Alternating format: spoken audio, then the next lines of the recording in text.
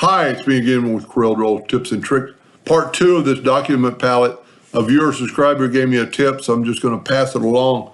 Yesterday when I was showing about editing the colors and going up here and get your edit, and sometimes they weren't checked. Well, if you will just double click on the color down here, the editor comes up. And then you can add a color, delete that color.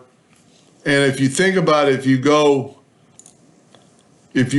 and do that, see there now there's not 5 colors. So let's add another color. And now we got all 5 colors. If you want to delete just this orange one, just double click on it. And the editor will come up, and then you could delete it or add or edit it. But if you want to delete all of them, click on the first one. Let's add another color.